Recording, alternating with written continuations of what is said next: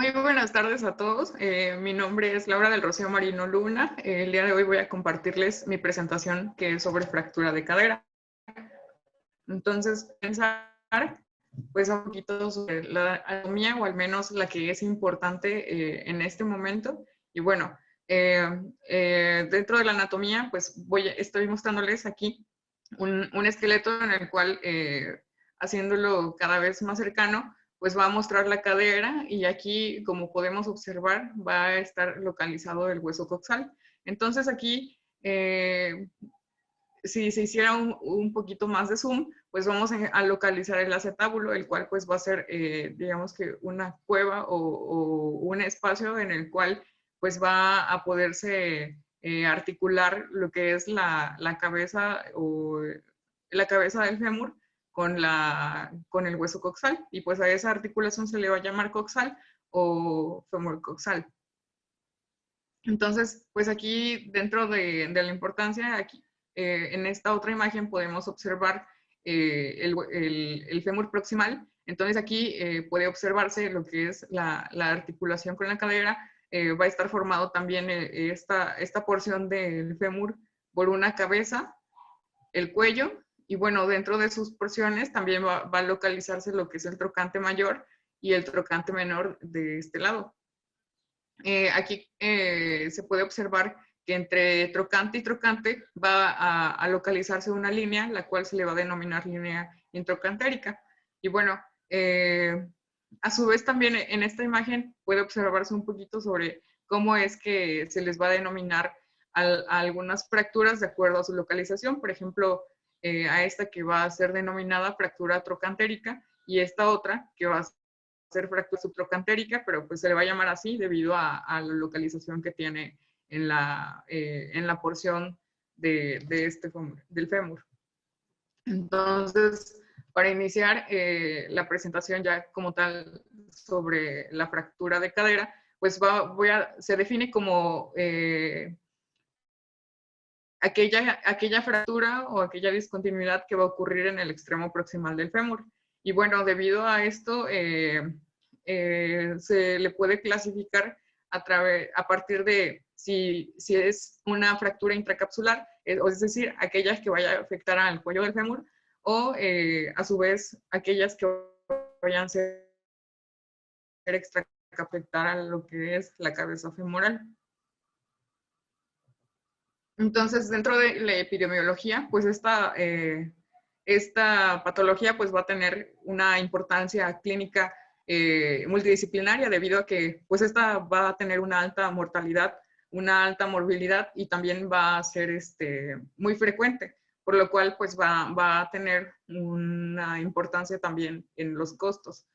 Entonces, dentro de la epidemiología, pues el grupo de personas a los que más afecta va a ser aquellos que son los ancianos, es decir, o aquellas personas principalmente mayores de 55 años. Y bueno, según la epidemiología, el 50% de estas fracturas van a estar afectando lo que es el cuello del fémur. Y otra importancia también es que el 80% de las personas que llegan a padecer esto, pues van a ser mujeres. Incluso en algunas bibliografías lo mencionaba que podía hacerse una relación de un hombre por cada 4 mujeres. Bueno, además de esto, otro dato es que del 20 al 30% fallecerán durante el primer año posterior a la lesión. Entonces, dentro de los factores de riesgo, como les he mencionado, pues el principal o uno de los principales es que va a afectar a este grupo de edad, que los mayores de 55 años, y por ende también va a tener como causa principal la osteoporosis.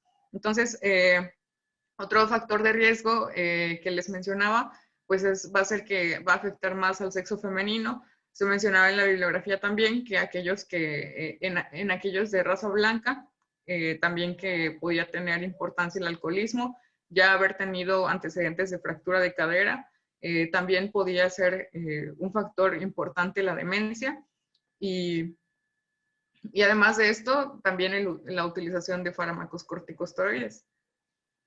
que pues todos estos pueden irse relacionando sobre la causa principal, que sería la osteoporosis.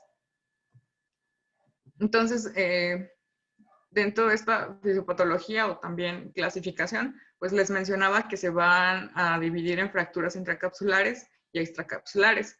Dentro de las intracapsulares, pues son aquellas que pueden afectar, como les había mencionado, el cuello o a la cabeza femoral. Entonces, encontré una clasificación a la cual se le otorga o es según a partir de Garden. Entonces tenemos aquí que pues esta va a ser una fractura que afecta al cuello o la cabeza femoral. Entonces va a estar dividida en 4 tipos. El tipo 1, como puede observarse, pues va a ser una fractura incompleta e impactada en valgo. En el caso del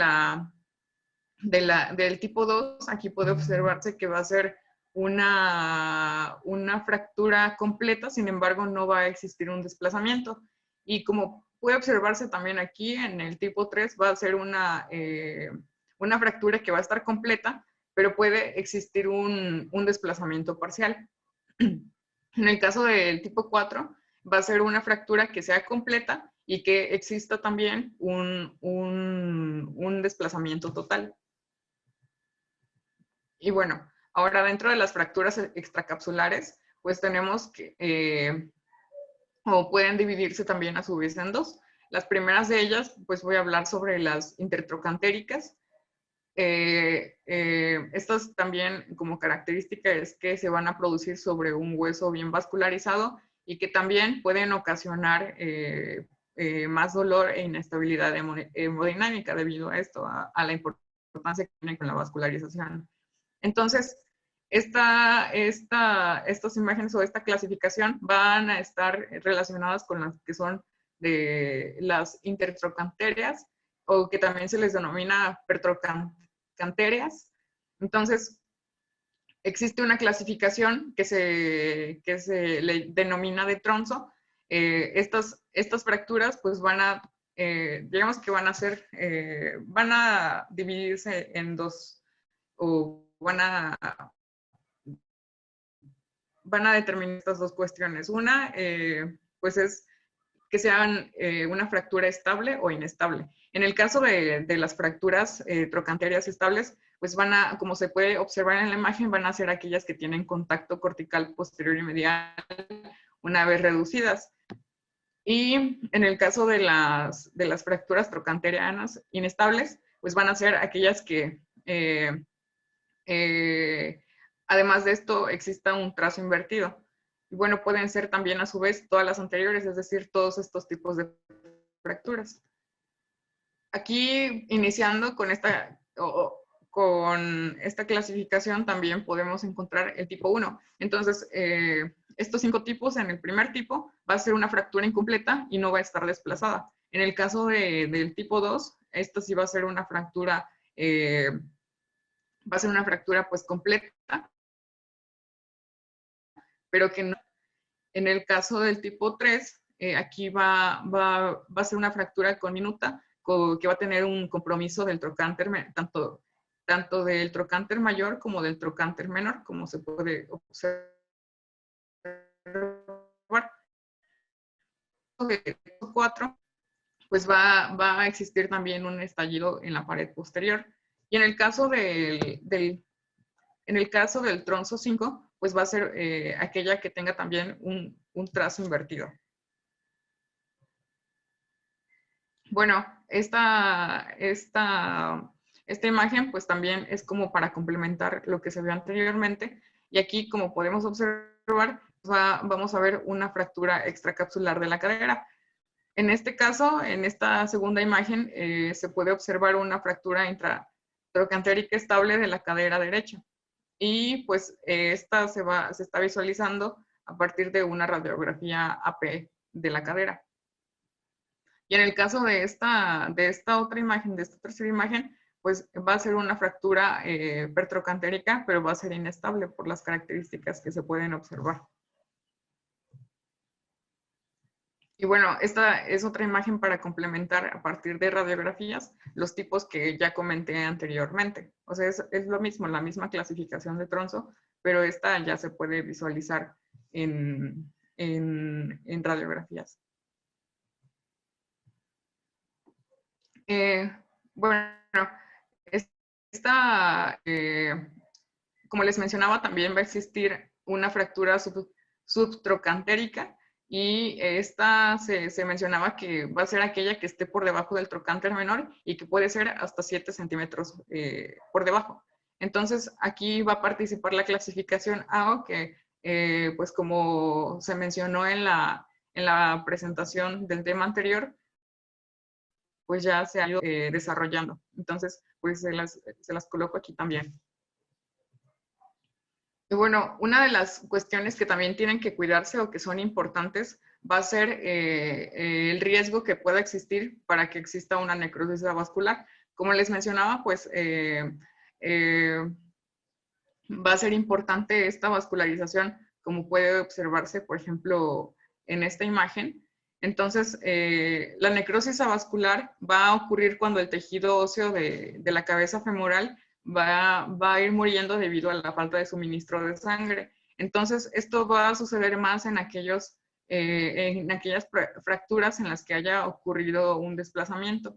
Entonces, el hecho de que pueda realizarse un abordaje o un inicio de tratamiento oportuno o temprano, pues va a ser importante en este momento, porque aquí coloqué un cuadro en el que menciona el tiempo de evolución en el que puede ocurrir la necrosis avascular. Entonces, cuando ya pasaron 12 horas o menos, pues es un menor riesgo a que existe esta necrosis avascular o que sea menos. Entonces, entre más vaya pasando el tiempo, mayor va a ser el porcentaje de necrosis avascular que vamos a encontrar pues, en este hueso proximal.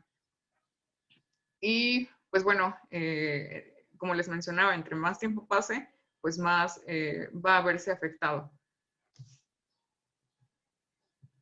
Entonces, dentro del cuadro clínico, lo que vamos a identificar va a ser primero una limitación funcional debido a que la paciente pues o el paciente va a llegar, se le va a complicar mucho que pueda sostener la pierna, que pueda caminar, etcétera. Entonces, primero vamos a identificar esta limitación funcional.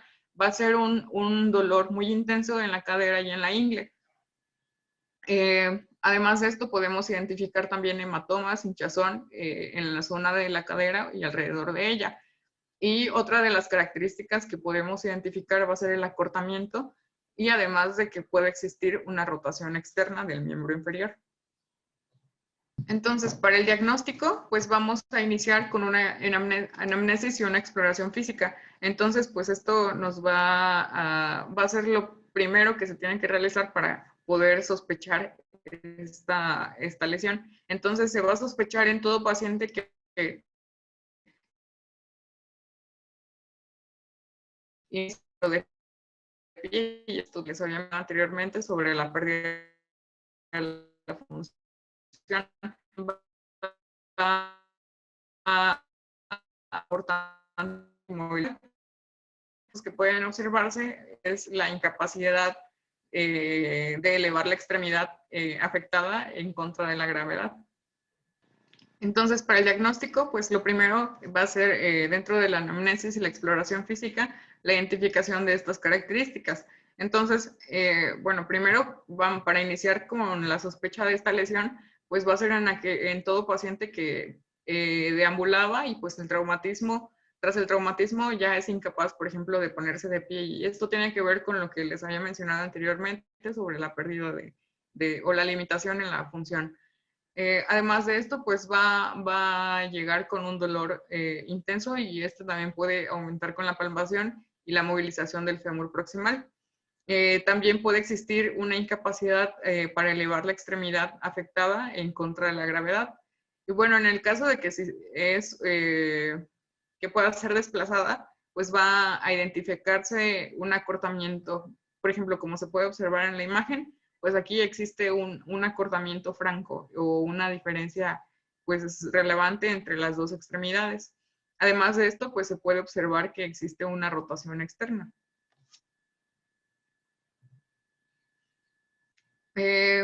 A partir de esto, pues lo primero que se solicita o se recomienda es realizar la radiografía en las primeras 24 horas.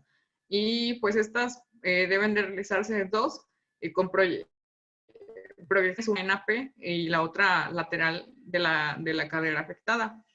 Además de esto, pues lo que se va a poder identificar en esta radiografía va a ser pues una línea hipodensa con solución de continuidad de la cortical, como puede observarse aquí. Puede observarse esta pérdida en la continuidad. Entonces, para iniciar el tratamiento clínico, pues van a cuidarse estos aspectos, los cuales también tienen que ver con prevención de complicaciones. Entonces, para iniciar, pues debido a que el paciente va a llegar con un dolor muy intenso, muy intenso, pues va a tenerse que cuidar este alivio del dolor. Otra de las cuestiones que tienen que cuidarse va a ser la estabilización de la patología, es decir, mantener inmovilización hasta la fijación quirúrgica. Y aquí es donde pues, se puede realizar una tracción femoral, la cual pues dentro de los propósitos o las intenciones va a ser obtener cierto grado de reducción de la fractura, además de aliviar el dolor y pues evitar lesiones vasculares nerviosas y de tejidos blandos ante posibles desplazamientos, ya sea de los fragmentos fracturados. Entonces, otra de las cuestiones que debían cuidarse aquí y que se mencionaba en la bibliografía era que pues deben existir muchos cuidados también teniendo la tracción femoral debido a que puede existir riesgo a desarrollar úlceras. Bueno, regresando, también se mencionaba sobre una profilaxis para evitar trombosis venosa profunda. Y bueno, y esto es porque desde el momento en el que se produce una fractura, se libera tromboplastina al torrente circulatorio y pues esto va a activar entonces todos los pacientes que experimentan una intervención o que van a experimentar una intervención por fractura de cadera, pues tienen que recibir profilaxis antitrombótica y entre estos pues se puede utilizar heparina de bajo peso molecular. Se recomienda que se realice o se comience a dar en cirugía ortopédica en dosis de alto riesgo desde las 12 horas antes de la intervención o 6 horas. Esto se menciona en la guía de práctica clínica. Además de esto, pues también tiene que realizarse profilaxis antibiótico y esto va a ser para aquellos, o esto tiene que ser previo a la intervención quirúrgica. Ay, perdón. También se mencionaba el suministro de oxígeno complementario y esto es debido a que se mencionaba en la guía de práctica clínica que cuando puede existir una hipoxia, o bueno, más bien la hipoxia es un problema frecuente en aquellos pacientes con fractura de cadera. Entonces, pues es necesario el suministro de oxígeno para evitar esto, ya que puede existir una hipoxia cerebral y a su vez provocar delirium. Entonces, esto se mencionaba que tenía entre un 40 y un 44% de riesgo o mal pronóstico también. Y una vez teniendo esto, va a verse también el tratamiento quirúrgico. Y en este lo acomodé en un cuadro dependiendo del tipo de fractura. Entonces, en el caso de las fracturas intracapsulares, pues los procedimientos se mencionaba en la bibliografía que el tratamiento quirúrgico va a depender tanto de la edad como del grado de desplazamiento que haya existido. Por ejemplo, en aquellos pacientes menores a 65 años, pues se recomienda la realización de osteocentesis de tornillos canulados o tornillo placa. En el caso de aquellos pacientes ancianos y con fracturas sin desplazar o completa, se recomienda una osteosíntesis. En el caso de de estos pacientes, pero con fracturas desplazadas, pues se recomienda una artroplastia de cadera. En el caso de una fractura intertrocantérica, pues en estos el procedimiento que se recomienda es la osteocentesis, y esto también conservando la cabeza femoral con tornillo placa o clavo endomedular. Y en el caso de aquellas fracturas subtrocantérias, se recomienda un enclavado endomedular. Y bueno, aquí coloqué algunos de estos que se utilizan y, bueno, algunos de estos clavos que se utilizan, y coloqué también su biomecánica. Entonces, dentro de los clavos endomedulares, pues existe el clavo gamma, que es uno de los utilizados. Y bueno, este dispositivo se puede observar aquí en esta imagen.